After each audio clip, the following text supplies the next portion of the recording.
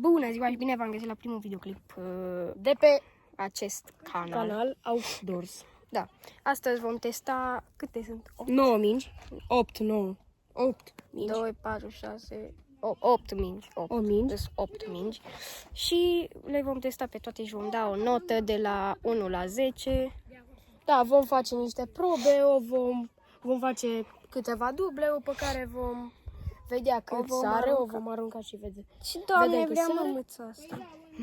După care 2 penaltiuri și 2 șuturi la poartă. Da. Și avem și vizitatori pe aici. Da, bun. Hai să începem cu prima minge.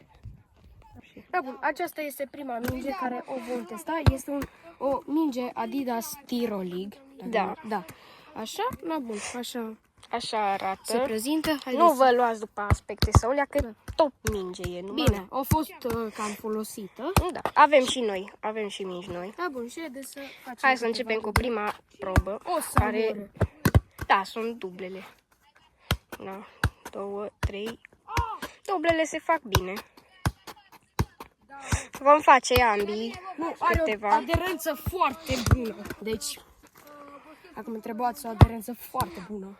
Hai să... Mai ales când e inflată și acum haideți 2 penaltiuri. Acum vom testa un pic înălțimea înainte de penaltiuri ca să vedem cât de tare sare. O să le arunc pe toate de aici. Hai să vedem. Deci aici e maximul, sare cam la jumate. Da. Și acum va da Ianis câteva penaltiuri și eu o să o arunc în înălțime să vedem cât Da, bun, perfect. Așa e. Hai să vedem. 3. Da, bun, câteva penaltiuri. Acum cu mingea Adidas Tiro League. Chiar da. Da. Este o minge. E perfect. Notă? 9 din 10. Da. Hai, încă un penal. Aproape. Avem și Iar acum. mingea îmi place foarte mult. Bun. Trecem la următoarea probă. Acum vom da niște șuturi de la unul la altul. Să vedem cum este mingea. Ia să vedem. Da. Nu. Mai încercăm o dată. Hai să vedem. Hop.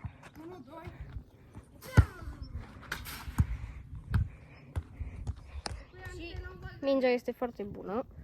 Are, cum au zis și Ianis, o aderență foarte bună. Da, și hai, redublată. Ok. 2. Aproape. Deci, nota mingei este 9 din 10. O minge foarte bună. Așa, da. Și trecem la următoarea minge. Acum avem o minge de la Euro 2024, Germany. Eu zic că o să fie o minge destul de bună. Am mai jucat cu ea și de la alții. Și a fost o minge bună chiar și la Euro, unde au jucat România pentru... Da, Nu știu, până în optimi. Da, până în optimi. Da, bun, haideți să vedem câteva duble. Bă, nu știu ce să zic. N-are mic. Bun, bun. Deci, Este o minge... Acum... cum se simte aderența? Se simte destul de bine și când pică pe picior, este... Da, se simte materialul. Da, e material. Cum a fost și la Adidas Tiro Exact. și la mingea aceasta. Oricum o să mai avem multe mingi care au aderență și sunt calitative. Da, bun, dă-i o notă la duble. La duble, eu zic că tot un 9 din 10. Se simte foarte bine când pică pe picior și asta e o chestie foarte bună. Da, bun, Hai perfect. să trecem la înălțime. Haideți să vedem și la înălțime. O să o arunc tot de aici să vedem cât pică. Da, cam tot până la jumătate. E cam asemănătoare cu Adidas Tiro. Da, Cred că e tot de la Adidas, da, uitați, tot este de la... tot de la Adidas. Cam toate mingile în competiții sau așa sunt făcute de sunt. Adidas. Deci, Dar chiar cam toate și cea de acum Triumph. dar da, tot și de la Adidas World Cup. este tot. Deci, haideți să vă fac o, nu știu, așa. Uitați-vă cât de asemănătoare sunt. Da. Sunt foarte asemănătoare. Singura diferență și materialul, cred că e cam același. Da, e același, Singura tot. diferență este liniile astea, modelul. Da, atât. Haideți să dăm și niște. Da, bun. Și câteva șuturi. Să vedem. Bun, acum Două șuturi. 2 penaltiuri. Hai să vedem. Cum se simte mai mult? Hai, stai că mă dor. Bun. Dai cap cea Tiro League. Da. Hai să-i dăm una și cu înălțime, să vedem cum se simte. Un voleu. Foarte drept. Bun. Da, se simte destul de bine. Da, bun. Și acum 2 șuturi din 16 metri. Da, bun. 2 șuturi din 16 metri cu mingea Euro 2024. Hai să vedem. Hop. Da. Da, deci ca Tiro League, adică genii și umflate și... Da, Exact, cred că e la fel, da. Deci, Numai modelul e diferența.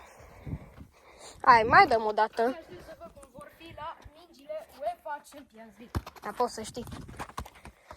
Haideți să mai dăm o dată. Dă mai încoace o țără ca să-i dea mai... Da.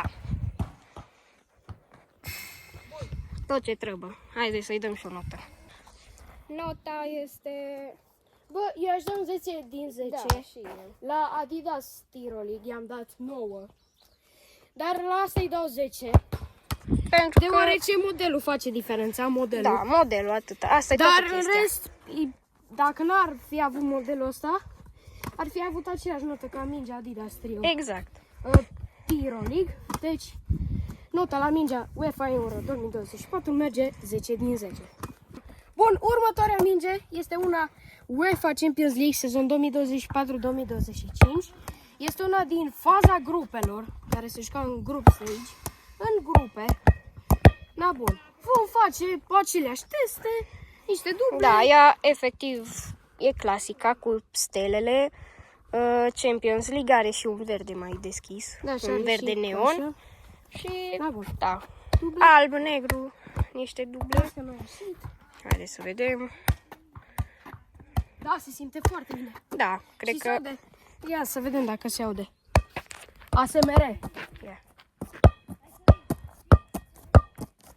Da, se aude? Eu zic că Da, se da, da. aude destul de bine. Deci are o aderență foarte bună ca și tot de la Adidas. Deci, Da, toate sunt de la Adidas. în Bine, afară de Select, Da. Kappa, vom avea niște mingi aici. Watermelon și Nu o să vi le mingea arăt. africană, care o să le prezentăm imediat după ce prezentăm această minge. Da, le avem aici. Da, bun. Haideți să vedem săritura acum.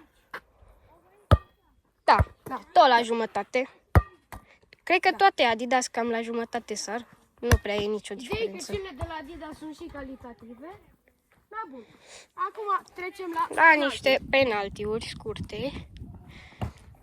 2 penaltiuri. Test, ia să vedem. Da, Da, foarte. tot avem o mâță pe aici. O Și să-i acum dăm o să apă. dăm un penalti. Un penalti, ia să Harry vedem. Kane sau Lewandowski, scrieți voi în comentarii de cine vă place mai mult. Lewandowski like, Harry Kane subscribe. Haideți să vedem.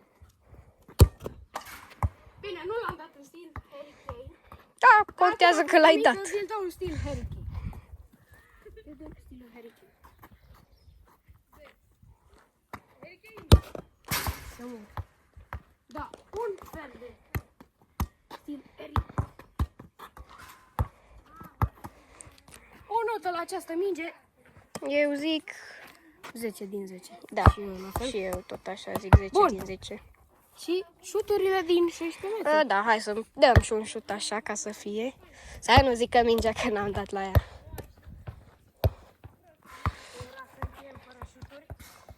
Haideți să vedem. Bun, Da, bun. haideți. 1, 2, bam. Și-o zburat. Da, Acum ajung și cu stângul. n-am dat cu stângul la celelalte. 1, 2, 3, bam.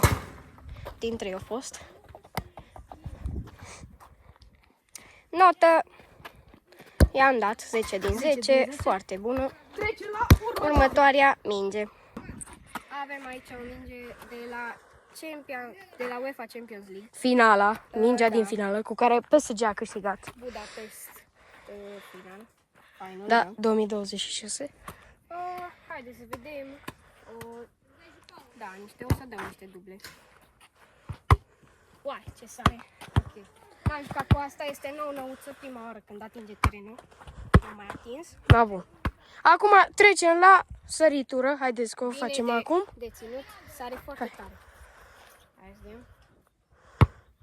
Da, tot așa. Deci cam toate. O sări mai bine de jumătate. Da. Sare mult mai tare, cel mai probabil pentru că e Da, bun. foarte bine. Exact. Hai Deci, să dăm și... două penaltiuri. Da, două pe. Hai să vedem acum două penaltiuri. Unul Eli, unul Eliza și unul eu. Da, bun. Revenim cu penaltiul meu. Bun, acum suntem la penalti.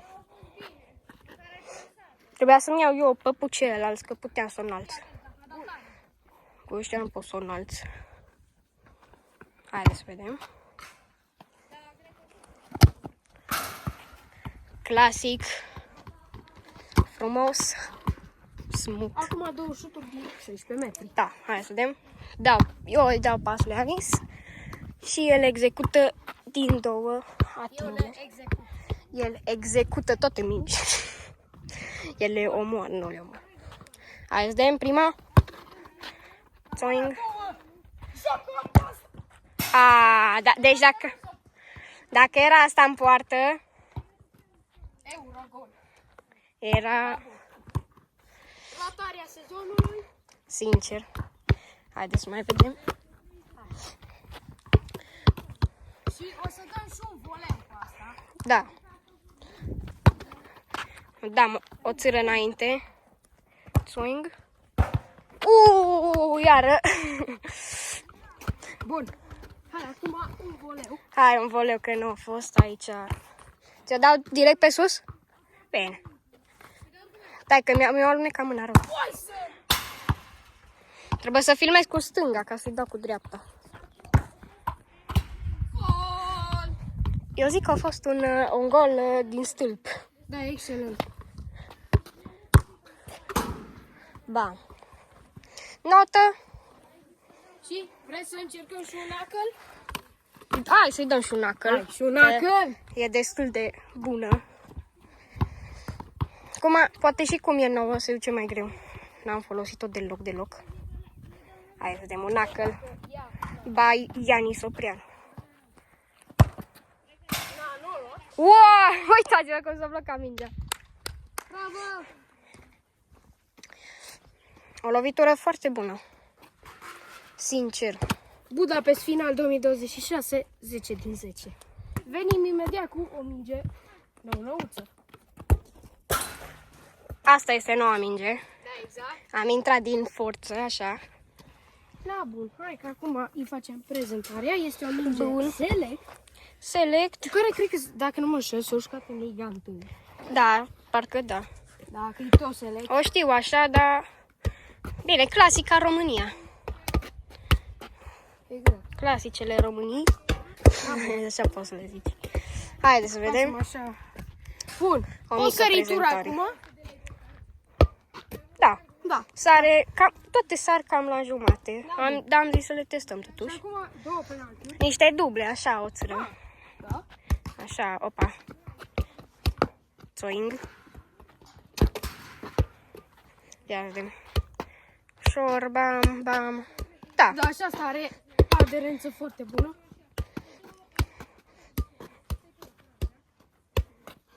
Da. Haideți să vedem două penaltiuri.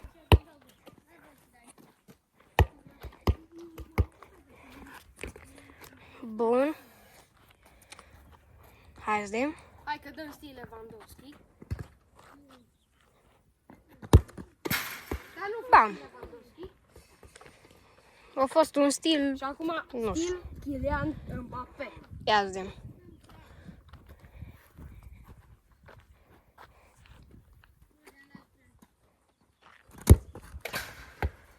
Direct vinclu. Bam. Stai să dăm un bară, da, ia. Să bată. Ia, înălțime. acum 2 șuturi din 16 metri. 2 șuturi din 16 metri. Ia zi. Asta se simte mult mai așa, nu știu cum să zic. Trebuia să avem și o minge din burete, dar am uitat-o. Bine, n-am uitat-o, dar nu era cazul să o luăm, că avem foarte multe. Haideți să vedem și... Bam! La bun. Swing. Foarte bun. Cred că ăsta a fost cel mai bun. Bine, la cealaltă minge Champions League sunt foarte mult epice. Dar trebuie să ai control pe ea. Dar și asta e foarte bună. Foarte bună. Acum vom încerca un șut. Un șut normal, că acum am încercat finas. Da, ia să vedem. Pam! Nu, hai că mai dă unul. Dă în spate.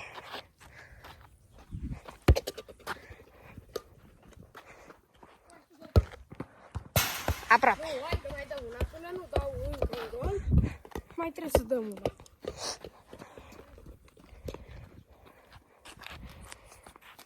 Ia să vedem. Ui! Direct în Cum, Doamne, o ieșit aia? Că avem gen plasă, nu știu. Și nu-i gata. Aba da, uite că e aia în exterior. Am dat-o afară, oameni buni. Atâta s-a putut.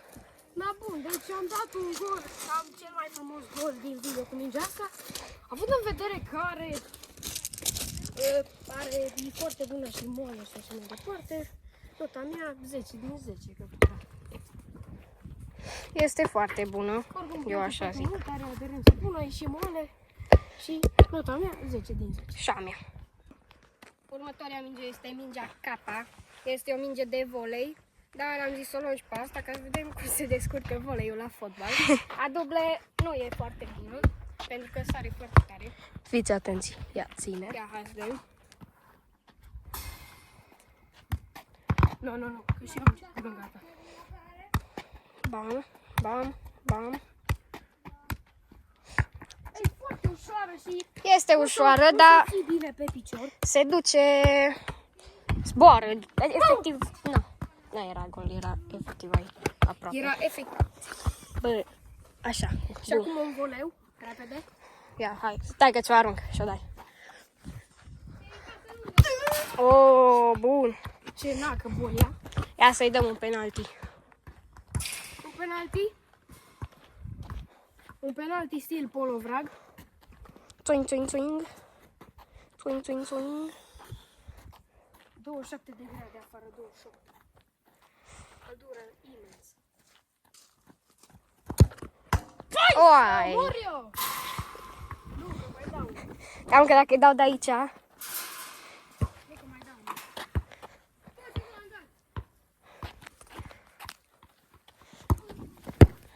oai, ce zboară, mânca oar. Ia. Oh. Dacă era de aia de fotbal, săria și dădeai vincul. Ce?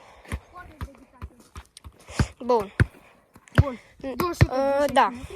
Era să uit. Hai să vedem. 3, 2, 1. Bam.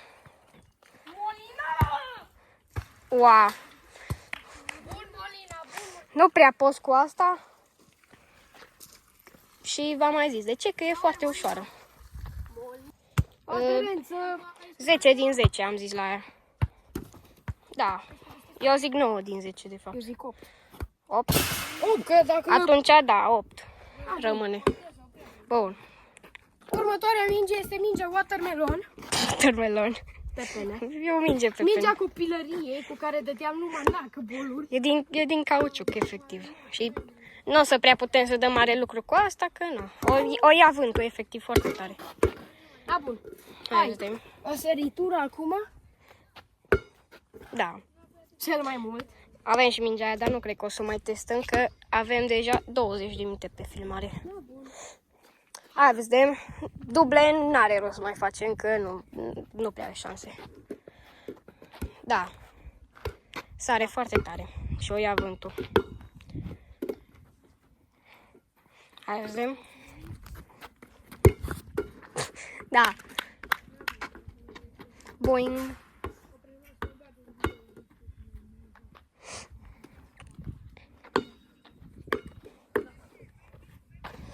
Încă unul. Sare foarte tare. Bang. Da, 2 șuturi din 16 metri n-are. Nu mai facem, că na. Da, hai să Sunt dăm un aceleași șut. chestii, dăm un șut, că na. Un șut Așa. Caritabil. Da, bun. O să o ia vântul rău. Ia vedem. Hai să... Dă-n coș. Aproape, bă. Aproape, aproape. Hai să... Dai, o reveni după ce...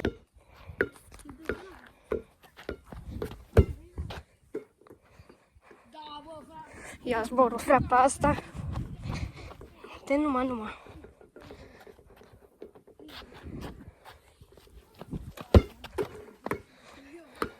gata, am găsit.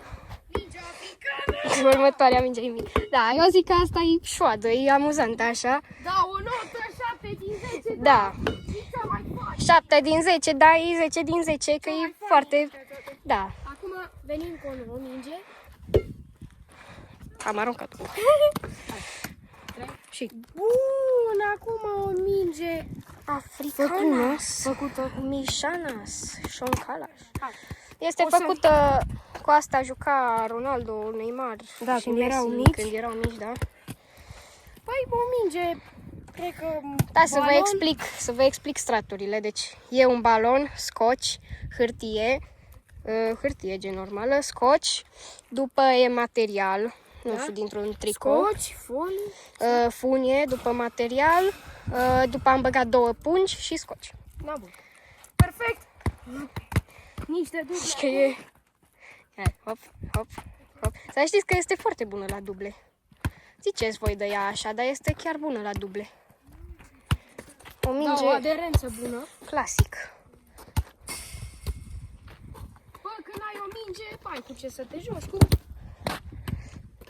Da, măcar ai cu ce să te joci. 2 penaltiuri și încheiem video. Ia stai să-i dau unul de aici, să văd dacă și ia zborul. Ia.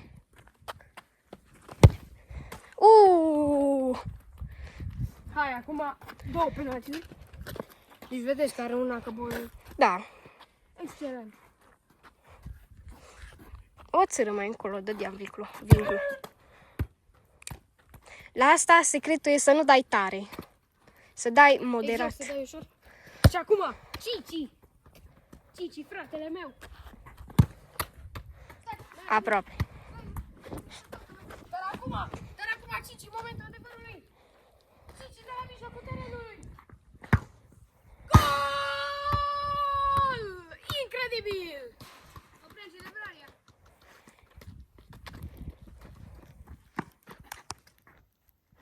Aia zic. Da, bun. Acum încercăm un șut cu asta și încheiem cu video. Pârț. Cu asta. Vai de viața ei. Las? Ia vântul tare. Așa. Țac. Molina!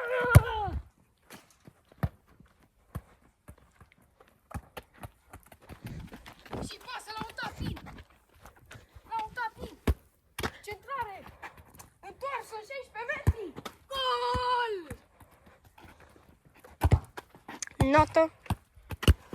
Notă, eu zic, 9 din 10. da. Asta e un efect foarte mare, Surpriza videoclipului. sincer. Un efect foarte mare de la asta. Da, bun. Cam atât a fost. Domnul clip. Am Nu uitați testat să toate lăsați. mingile. Da. Nu uitați să lăsați un like, un subscribe. Cea Până- mai bună, cred că, n-avem cea mai bună minge. Da. Chiar n-avem cea mai bună minge. Oricum e important e că toate sunt bune. Da. Indiferent cu ce minge jucați, Da. sunt foarte bune. Contează să vă distrați și să vă placă. Da, bun. Like, subscribe și ne auzim data viitoare. Să rămână.